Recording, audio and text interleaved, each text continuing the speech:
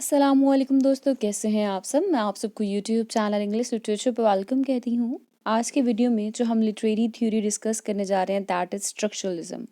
बहुत ही ज़्यादा important literary theory है और मैं इसके जितने भी इम्पॉर्टेंट कॉन्सेप्ट्स हैं, जो इम्पॉर्टेंट टर्म्स हैं, इम्पॉर्टेंट कंट्रीब्यूटर्स हैं और फर्दर मोर जो इम्पॉर्टेंट वर्क्स हैं इस लेक्चर के अंदर कवर करने वाली हूँ। तो इस लेक्चर को ध्यान से सुनिएगा ताकि आपके जो भी इम्पोर्टेंट पॉइंट्स हैं अच्छे से क्लियर हो जाए। अगर लेक्चर समझ ना आए तो अगेन सुनिएगा एंड देन कोई भी क्वेश्चन हो तो आप कमेंट में पूछिएगा। इंशाल्लाह ताला आपका ये जो टॉपिक है फुल फ्लैज अच्छे से कवर हो जाएगा। तो एनी हाउ टाइम को वेस्ट किए बगैर जो हमारा आज का टॉपिक है स्ट्रक्चरलिज्म करते हैं शुरू। तो ये क्या है स्ट्रक्चरलिज्म, कैसे ये नोशन हमारे पास आया। इस स्ट्रक्चरलिज्म को अंडरस्टैंड करने के लिए फर्स्ट ऑफ ऑल हम लोगों को फर्डिनेंड डी सोशोर का पता होना चाहिए। फर्डिनेंड डी सोशोर कौन थे ये? बेसिकली ये एक स्विस फिलोलॉजिस्ट थे, एक टीचर भी थे, एक लिंग्विस्ट भी थे। बिल्कुल, जो हमारे पास स्ट्रक्चरलिज्म की थ्योरी है ना, वो लिंग्विस्टिक्स बेस्ड थ्योरी है।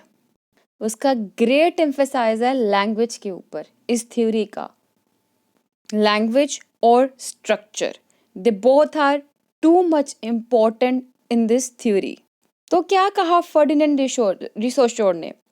बेसिकली इनका कहना था कि जो लैंग्वेज है ना, वो एक सिस्टम है या स्ट्रक्चर है जो कि कंट्रास्टिंग एलिमेंट से बनी होती है। कंट्रास्टिंग एलिमेंट्स या बाइनरी ऑपोजिशन से बनी होती है। और कहते हैं कि हम जो है ना लैंग्वेज को या किसी भी वर्ड के मीनिंग को तभी अंडरस्टैंड कर सकते हैं जब हम उसका कंट्रास्टिंग वर्ड को अंडरस्टैंड कर लें। जैसा कि हमारे पास वर्ड है ब्लैक। अब मैंने एक वर्ड बता दिया ब्लैक, हमने ब्लैक को कैसे अंडरस्टैंड करना है?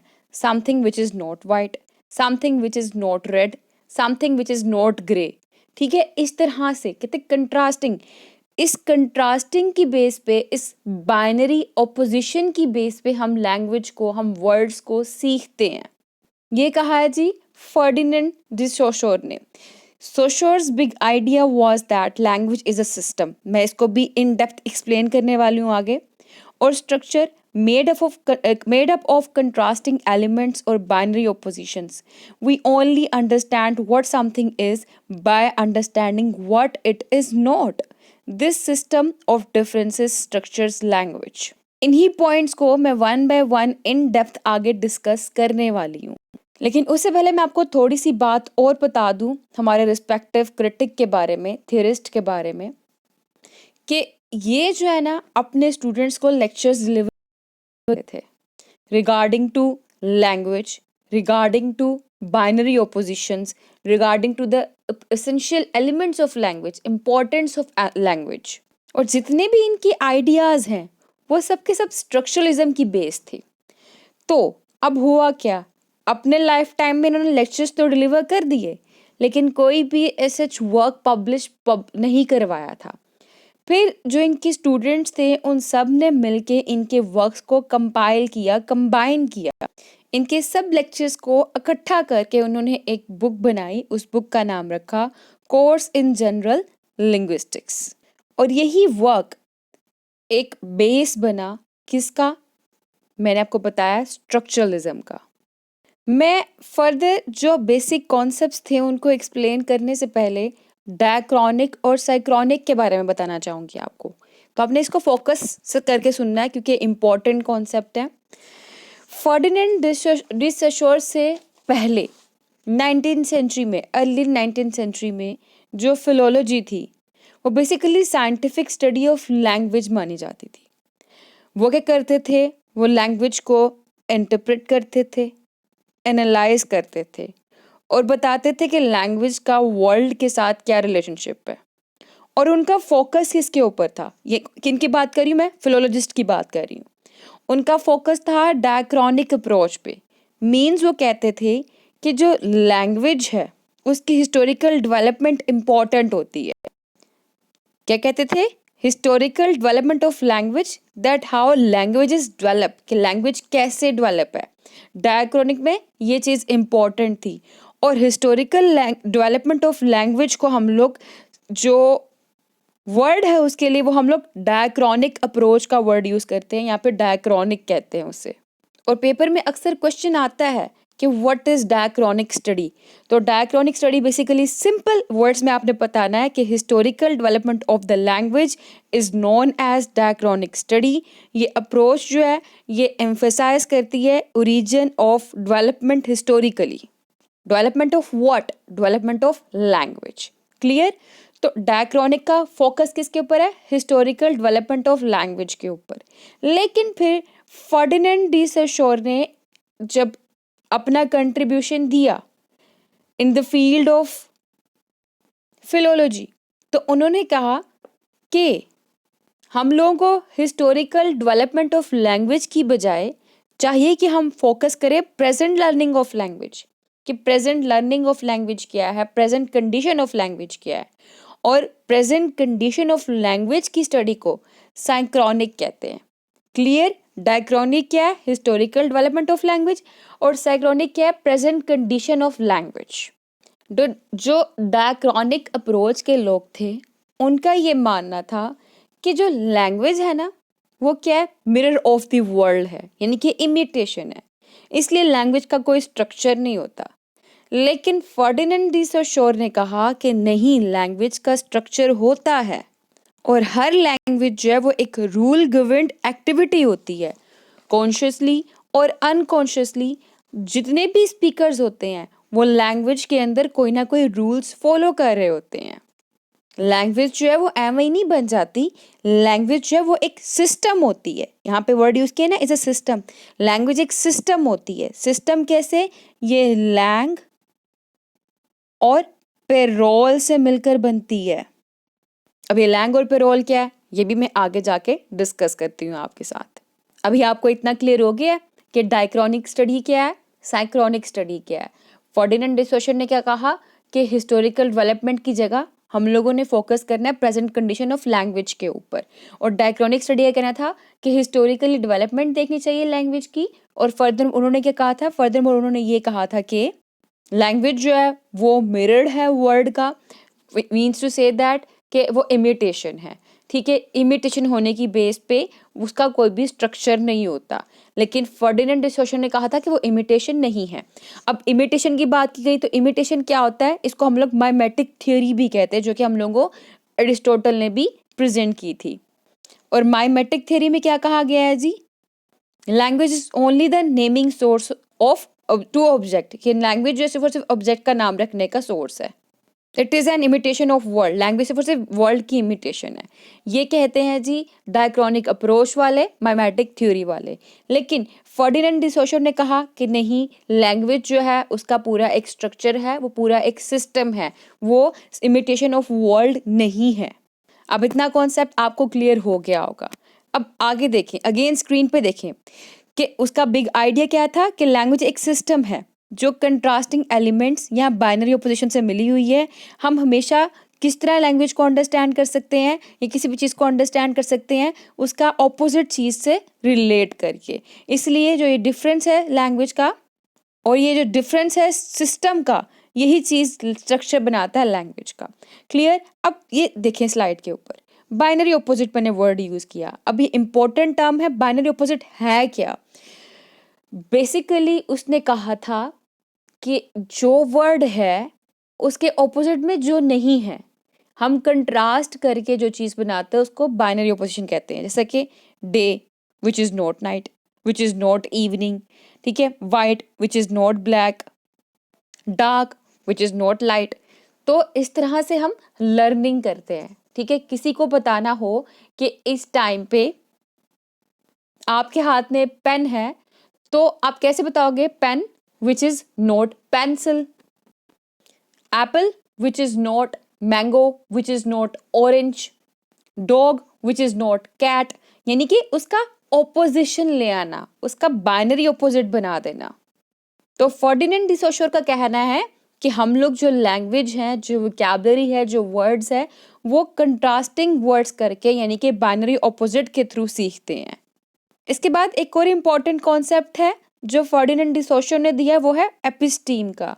एपिस्टीम is unit of knowledge is construct of language. क्या एपिस्टीम क्या है कि unit of knowledge is construct of language, यानी नॉलेज को सीखने के लिए आपको लैंग्वेज का पता होना ज़रूरी है, आपको लैंग्वेज को जानना ज़रूरी है। आप कुछ भी नहीं कर सकते जब तक आपको लैंग्वेज का ना पता हो। इवन कि आप सोचते हो, आप लैंग्वेज में ही सोचते हो, ठीक है। बगैर लैंग्वेज का कुछ भी नहीं सोच सकता कोई भी।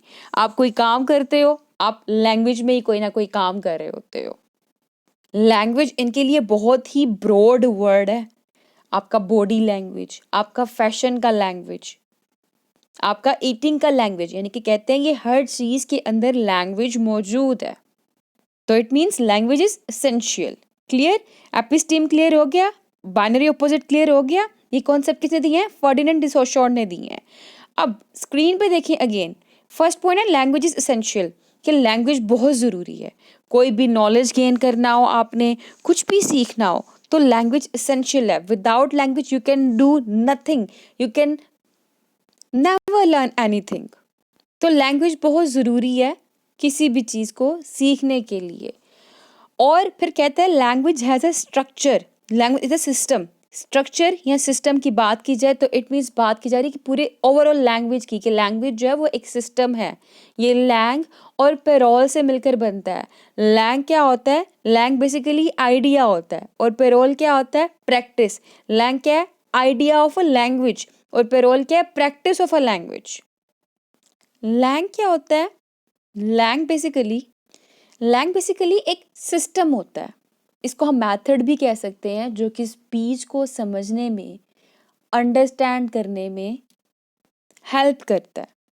और अपेरेंटली लैंग का मतलब होता है लैंग्वेज, यानी किसी भी लैंग्वेज को अंडरस्टैंड करने के लिए हम लोगों को लैंग्वेज की ग्रामर, उसके रूल्स ऑफ स्पेलिंग, उसकी रूल्स ऑफ अरेंजमेंट, उसके पंक्चुएशन ऑफ वर्ड्स, ये सब कुछ सीखना होता है। ये सारी चीज़ें क्या होती हैं? ये सारे एलिमेंट्स हैं लैंग के। तो इन सब को यूज़ करते हुए क्या होता है? मीनिंगफुल सेंटेंस बनता है। तो हम कह सकते हैं लैंग जो है वो सिस्टम है लैंग्वेज का, जो कि मीनिंगफुल सेंटेंस बनाने के लिए हेल्प करता है। और पेरोल क्या है? पेरोल लैंग्वेज के एक्यूरेट यूज़ को कहा जाता है, यानी लैंग के यूज़ को हम पेरोल कहते हैं। लैंग्वेज एक सिस्टम है और उस सिस्टम के यूज़ करने को हम पेरोल कहते हैं। लैंग एक आइडिया है, उसकी प्रैक्टिस को हम पेरोल कहते हैं। कैसे सही ऑर्डर में कोई स्ट्रक्चर बोला जा रहा है, किसकी? वर्ड्स का। जो चीज़ें हमें सुनाई देती हैं उसे हम पेरोल कहते हैं। तो इन सिंपल वर्ड्स लैंग जो है वो सिस्टम है, और पेरोल क्या है? यूज़ ऑफ सिस्टम है। तो ये लैंग एंड पेरोल का आइडिया दिया था जी फर्डिनेंड डी सोशोर ने, और इसी की बेस पे उसने कहा था कि लैंग्वेज जो है वो एक सिस्टम है। क्लियर हो गया? फिर इसके बाद बात करता है फर्डिनेंड डी सोशोर साइन की। वो कहते हैं लैंग्वेज जो है वो आर्बिट्रेरी है, और ये आर्बिट्रेरीनेस डिपेंड करती है साइन, सिग्निफायर और सिग्निफाइड पे। अब ये साइन, सिग्निफायर और सिग्निफाइड क्या है? Any unit of language is known as sign. ठीक है, साइन बेसिकली एक सिंबल होता है जो कि सिग्निफायर और सिग्निफाइड से बनता है। साइन, सिग्निफायर क्या होता है? सिग्निफायर कोई भी वर्ड, कोई भी साउंड, और सिग्निफाइड क्या होता है? मेंटल कॉन्सेप्ट या इमेज जो आपके माइंड में आती है उसको लेके वो सिग्निफाइड होता है। फॉर एग्जाम्पल, वर्ड है फ्लावर। ठीक है, अब फ्लावर वर्ड है, आपके माइंड के अंदर पिक्चर आ गई, वो जो पिक्चर आई है ना आपके माइंड के अंदर, वो सिग्निफाइड है। और जो वर्ड फ्लावर है वो क्या है? सिग्निफायर। ठीक है, तो फ्लावर के स्पेलिंग, फ्लावर का साउंड यही है। उस वर्ड से लेके जो आपके माइंड के अंदर mental image, mental concept create हुआ है वो है सिग्निफाइड। क्लियर? इस तरह से ही मैं वर्ड बोलती हूँ पिज्ज़ा। मैंने पिज्ज़ा बोला, आपके माइंड में जो पिक्चर आई है वो सिग्निफाइड है उस वर्ड का, इस साउंड का। मैंने बोला बिरयानी, आपके माइंड में जो पिक्चर आई है बिरयानी वाली वो सिग्निफाइड है, वो मेंटल कॉन्सेप्ट, वो इमेज, वो सिग्निफाइड है। जो वर्ड मैं बोल रही हूँ, जो वर्ड आप पढ़ेंगे वो सिग्निफायर होता है, और जो उसका mental concept, mental image create होता है वो क्या होता है? वो सिग्निफाइड होता है। और ये जो सिग्निफाइड होता है ना मेंटल कॉन्सेप्ट और इमेज, ये वेरी करता है पर्सन टू पर्सन। ठीक है, time to time signified change हो जाता है। फॉर एग्जाम्पल, अगर मैंने नाम ले लिया है जी कैट का, अब आपने ये नाम सुना किसी के माइंड के अंदर ब्लैक कैट आएगी, किसी के माइंड के अंदर ब्राउन कैट आएगी, किसी के अंदर गोल्डन वाइट कैट आएगी, मिक्स, ठीक है, हर एक के माइंड के अंदर डिफरेंट काइंड ऑफ कैट आएगी। तो क्या हो गया, mental concept person to person change हो गया।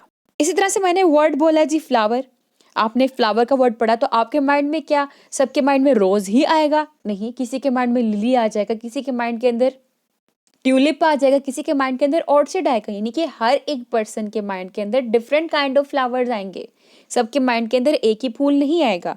तो सिग्निफाइड क्या हुआ, फिर चेंज हो गया, सिग्निफायर वही रहा।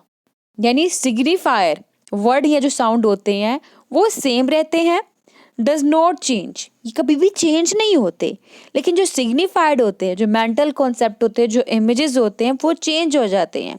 ये पर्सन टू पर्सन वेरी करते हैं, ये टाइम टू टाइम भी वेरी करते हैं। फॉर एग्जाम्पल हमारे पास एक वर्ड है ऑफुल, और अगर हम प्रीवियस हिस्ट्री में देखें ना, तो पहले ऑफुल का मतलब होता था खूबसूरत, ब्यूटीफुल, रिस्पेक्टफुल, और अब क्या मतलब है इसी वर्ड का, अगली, बुरा, अजीबोगरीब सा, है ना।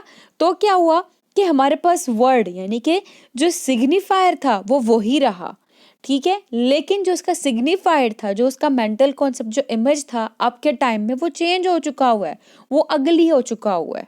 तो सिग्निफायर वही रहता है, सिग्निफाइड चेंज हो जाता है।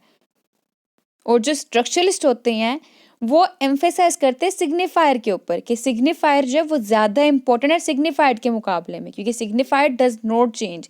और फर्दर मोर इसी साइन, सिग्निफायर और सिग्निफाइड के रिलेशनशिप की बेस के ऊपर फर्डिनेंड डी सोशोर ने कहा था लैंग्वेज इज आर्बिट्रेरी, कि लैंग्वेज जो होती है वो हमेशा सेम नहीं रहती, वो चेंज होती रहती है, क्योंकि जैसे जैसे टाइम गुजरता है वैसे वैसे सिग्निफाइड चेंज होता जाता है, जो मेंटल कॉन्सेप्ट है, जो इमेज है, वो चेंज होता रहता है। और ये क्यों चेंज होता है, क्योंकि एवरीथिंग इज कल्चरली कंस्ट्रक्टेड, कि कोई भी चीज़ हो, कोई भी लैंग्वेज हो, वो कल्चर कंस्ट्रक्ट करता है। अगर मैंने बात की कि पहले ऑफुल का मतलब ब्यूटीफुल था, तो इट मीन्स कि पहले टाइम पे कल्चर ने उस वर्ड का मतलब वैसे कंस्ट्रक्ट किया। मैंने बात की कि अब ऑफुल का मतलब अगली हो चुका हुआ है, अजीबोगरीब सा हो चुका हो, तो इट मीन्स कल्चर ने उस लैंग्वेज को अब ऐसे कंस्ट्रक्ट किया।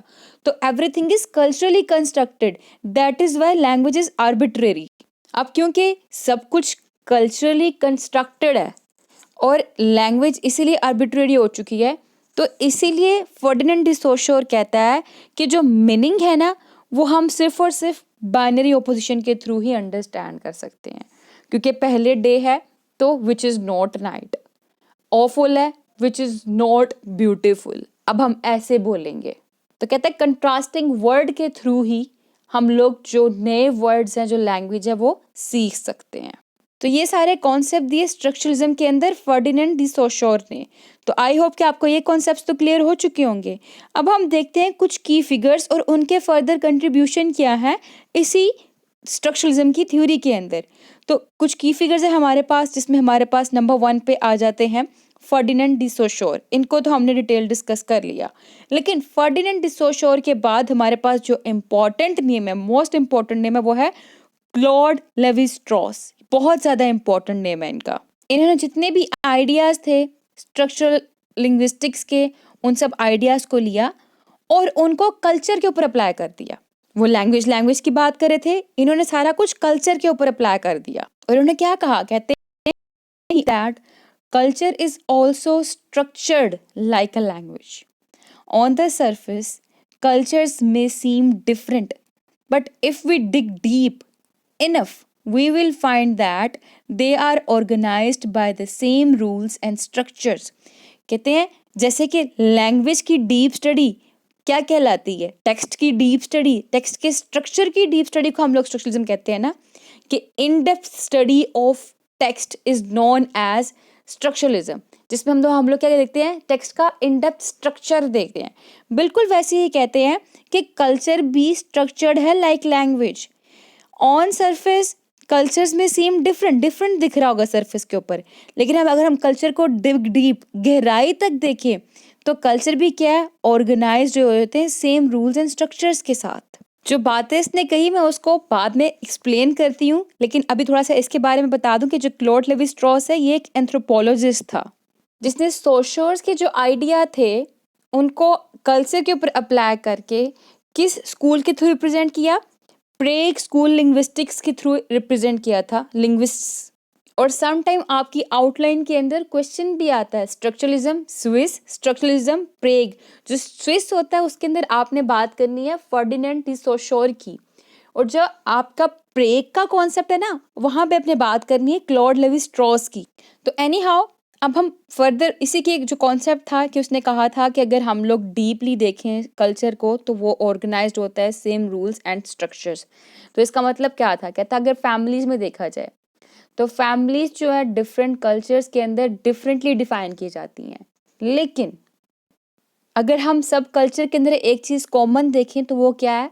Taboo on incest. इंसेस्ट कहते हैं कि फैमिली मेंबर या क्लोज रिलेटिव के साथ सेक्सुअल एक्टिविटी की जाए, और हर कल्चर के अंदर ये चीज़ जो है वो टैबू कंसीडर किया जाता है।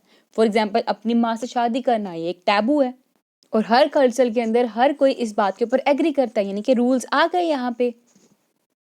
और ये क्या है? ये one of the foundational rules है दैट ऑल कल्चर्स शेयर। और ये रूल क्यों?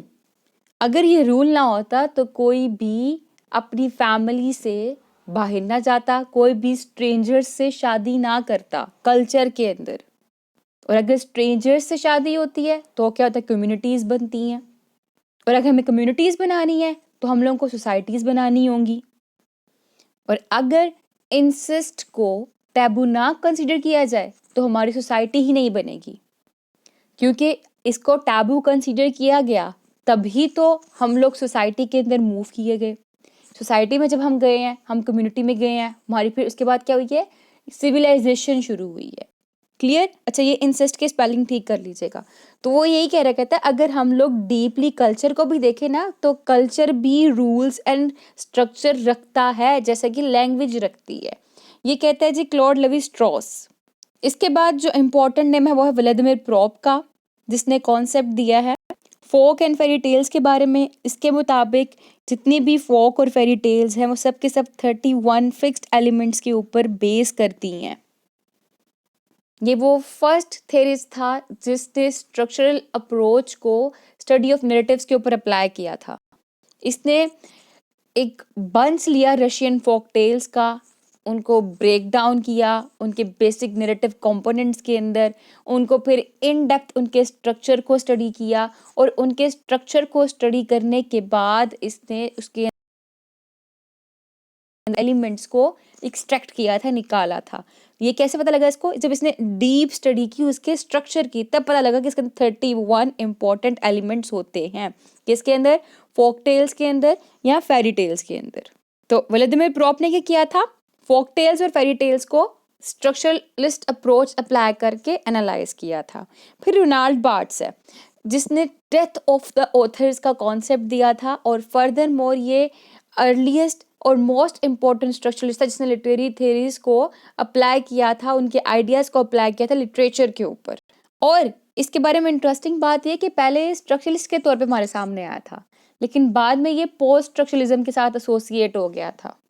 और रोनाल्ड बार्ट्स ने जो सोशर्स के आइडियाज़ थे जिनको हमने भी पढ़ा, langue and parole, science, signified वगैरह सारे, मतलब जितने भी आइडियाज़ थे उनको लिटरेचर के ऊपर, लिटरेरी नैरेटिव्स के ऊपर अप्लाई किया।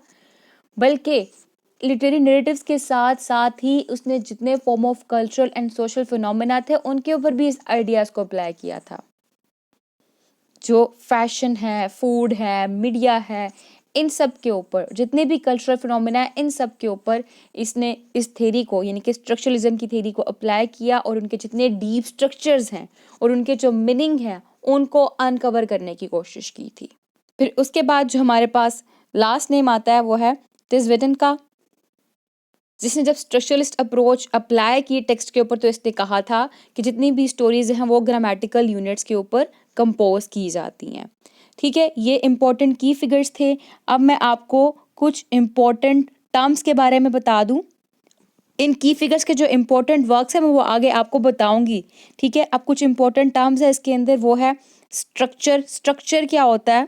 स्ट्रक्चर बेसिकली फॉर्म को कहते हैं, अरेंजमेंट को कहते हैं, और जो स्ट्रक्चर्स है उनके मुताबिक जो स्ट्रक्चर है, जो अरेंजमेंट है, जो रूल्स हैं, जो फॉर्म्स है, जो सिस्टम है, वो सब के सब कल्चरल फिनोमेना के अंदर आते हैं। इनके मुताबिक लैंग्वेज जो है उसका एक डीप स्ट्रक्चर है, फैमिलीज का भी डीप स्ट्रक्चर है, लिटरेचर का भी डीप स्ट्रक्चर होता है। क्लियर? तो ये है स्ट्रक्चर, यानी कि फॉर्म, अरेंजमेंट, रूल्स, सिस्टम, ये सारा कुछ क्या है? कल स्ट्रक्चर होता है। अब लैंग मैं आपको बता चुकी हूँ कि ये एक फ्रेंच वर्ड है और इसको मैं इन डिटेल आपके साथ डिस्कस कर चुकी हूँ। पेरोल को भी मैंने डिस्कस कर लिया है आपके साथ। सिग्निफायर, सिग्निफाइड और साइन, इनको भी डिस्कस कर चुकी हूँ मैं आपके साथ। सेमियोलॉजी क्या होता है? Scientific study of science is known as semiology. ठीक है, ये सेमियोलॉजी होता है जिसमें हम साइंस की साइंटिफिकली स्टडी करते हैं, या सिंपली स्टडी ऑफ साइंस जो है वो भी सेमियोलॉजी कहलाता है। स्टडी ऑफ साइंस क्या है? जिसमें हम सिग्निफायर और सिग्निफाइड को देखते हैं। बाइनरी ऑपोजिशन में मैंने आपके साथ डिस्कस कर लिया है। और फंक्शन क्या है? अकॉर्डिंग टू स्ट्रक्चरलिस्ट, एक एक्शन जो कि करेक्टर फोक और फेरी टेल के अंदर करता है परफॉर्म, उसको हम लोग कहते हैं function. An action that a character takes in a folk और फेरी टेल। जैसा कि व्लादिमीर प्रॉप ने बताया था कि जो फेरी टेल्स के अंदर 31 फंक्शंस होते हैं। फॉर एग्जाम्पल, जब स्टोरी शुरू होती है वंस अपॉन अ टाइम, उसके बाद जब कैरेक्टर कोई भी फंक्शन कर रहा होता है, एक्शन कर रहा होता है, वो 31 फंक्शंस के ऊपर बेस कर रहा होता है। क्लियर? तो फंक्शन क्या है? कोई भी कैरेक्टर फोक और फेरी टेल्स के अंदर जो एक्शन करता है उसको फंक्शन कहते हैं। डिस्कोर्स क्या होता है? टेक्स्ट, नैरेटिव्स या स्टेटमेंट जो कि कनेक्टेड डायलॉग से मिलके बनती है उसको डिस्कोर्स कहते हैं। जैसे अगर एक नॉवल की बात की जाए तो वो एक लिटरेरी डिस्कोर्स है। अगर पॉलिटिकल स्पीच की बात की जाए तो वो पॉलिटिकल डिस्कोर्स है। ठीक है, टेक्स्ट, नैरेटिव, स्टेटमेंट जो कि कनेक्टेड डायलॉग से मिलके बनते हैं। ये हो गए जो इम्पोर्टेंट टर्म्स जो कि स्ट्रक्चरलिज्म के अंदर है। अब जो इम्पोर्टेंट वर्क्स है स्ट्रक्चरलिज्म के अंदर मैं आपको वो बता दूं, तो वो इम्पोर्टेंट वर्क्स ये हैं। 1916 के अंदर पब्लिकेशन ऑफ फर्डिनेंड डी सोशोर्स की कोर्स इन जनरल लिंग्विस्टिक्स, ठीक है, जो कि इन्होंने खुद पब्लिश नहीं करवाई थी, इनके स्टूडेंट्स ने पब्लिश करवाई थी। फिर है 1926 में द प्रेग स्कूल और Prague linguistics circle is founded in the Prague. आगे कोई रशियन वर्ड लिखा हुआ है, मुझसे प्रोनाउंस नहीं किया जाएगा।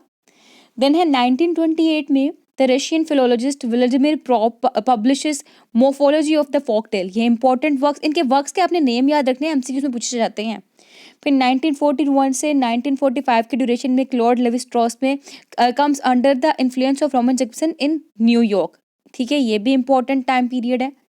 फिर 1949 के अंदर Claude Levi Strauss publishes the elementary structures of kinship. Important work है ये। फिर क्लॉड लेवी स्ट्रॉस ने 1958 के अंदर क्या किया? स्ट्रक्चरल एंथ्रोपोलॉजी पब्लिश किया। 1966 के अंदर रोनाल्ड बार्थ ने an introduction to the structural analysis of narrative publish किया। 1968 के अंदर रोनाल्ड बार्थ ने the death of the author publish किया। ये इंपॉर्टेंट पॉइंट है, मैं आपको आगे बताती हूँ इसके बारे में। फिर उसके बाद एनी 1969 के अंदर टिजविटन ने ग्रामर ऑफ द डिकैमरॉन पब्लिश करवाया, उसका वर्क जो था। फिर 1975 के अंदर जोनाथन कुलर ने अपना जो वर्क पब्लिश करवाया, that is structuralist poetics, structuralism, linguistics and the study of literature. फिर 1976 के अंदर जो जैकॉस डेरिडा है उनका of grammatology, originally publish in 1967, is translated and publish in English. ठीक है, ये इंपॉर्टेंट वर्क्स थे। ये जैकॉस डेरिडा, ये कुलर, ठीक है, ये कुछ हैं। रोनाल्ड बार्थ जो कि बाद में जाके पोस्ट स्ट्रक्चरलिस्ट भी बन गए थे। ठीक है, अब जो मैंने आपको इम्पोर्टेंट बात बतानी थी ओवरऑल थ्योरी के अंदर, वो ये कि हमने देखा पोस्ट जो स्ट्रक्चरलिज्म है वो मिड 1960 से लेट 1970s तक चली थी। इसका एम्फेसाइज लैंग्वेज और स्ट्रक्चर के ऊपर किया गया। इनका ये कहना है कि meaning can not be understand in isolation, जैसा कि न्यू क्रिटिक्स कहते थे। और इसके अलावा जो प्रैक्टिकल क्रिटिसिज्म हम लोगों ने पढ़ा, फॉर्मलिज्म पढ़ा, उन सब ने ये कहा था ना कि हम लोग आइसोलेशन के अंदर मीनिंग को अंडरस्टैंड कर सकते हैं। लिबरल ह्यूमनिज्म का भी यही कहना था। लेकिन इनका कहना ये कि हम लोग मीनिंग को ना आइसोलेशन में अंडरस्टैंड नहीं कर सकते, हम लोग को बाइनरी ओपोजिशन होना ज़रूरी है। हम लोग जब ऑपोजिट कंट्रास्ट करके पढ़ेंगे ना, तब हम मीनिंग को अंडरस्टैंड कर सकते हैं। जैसे हमने day which is not night इस टाइम अंडरस्टैंड किया था। इसमें कॉन्टेक्स्ट एंड लार्ज स्ट्रक्चर को एम्फसाइज किया जाता है। इसमें ऑथर जो है उसको इतना इम्पोर्टेंस नहीं दी जाती, लेकिन रीडर बहुत ज़्यादा इम्पोर्टेंस रखता है, क्योंकि रीडर ने डीपली एनालाइज करना है टेक्स्ट को, स्ट्रक्चर को, ठीक है। A reader is someone who works on uncovering and analyzing the deep structures that go in literary works. Readers are way more important than authors because they are the ones who can arrive at an understanding of the deep structures of text. कि reader ही है जिसने deep structure of text की तरफ पहुंचना है। That's all. तो I hope कि आपको स्ट्रक्चरलिज्म की जो थ्योरी है स्विस पॉइंट ऑफ व्यू से, प्रैग पॉइंट ऑफ व्यू से एंड ओवरऑल जितने इसके कॉन्सेप्ट्स हैं, जो इंपॉर्टेंट टर्म्स हैं, की फिगर्स हैं, इंपॉर्टेंट वर्क्स हैं, सब कुछ क्लियर हो चुका होगा। इसमें कोई भी कन्फ्यूजन बाकी नहीं रही होगी। इसके अंदर हम स्टडी किसकी करते हैं? स्ट्रक्चर की करते हैं, टेक्स्ट के स्ट्रक्चर की करते हैं, ठीक है। तो thank you for watching this video. Video पसंद है, वीडियो को लाइक भी करिएगा, कमेंट में अपने ओपिनियन लाजमी शेयर करिएगा, क्योंकि जब आप कमेंट करते हैं तो हम लोग को और ज़्यादा मोटिवेशन मिलती है। और वीडियो को अपने दोस्तों के साथ शेयर भी करिएगा, क्योंकि शेयरिंग इज़ केयरिंग। जब भी हम शेयर करते हैं नॉलेज बढ़ता है। हमारे चैनल को सब्सक्राइब करना मत भूलिएगा। Stay tune with us. Take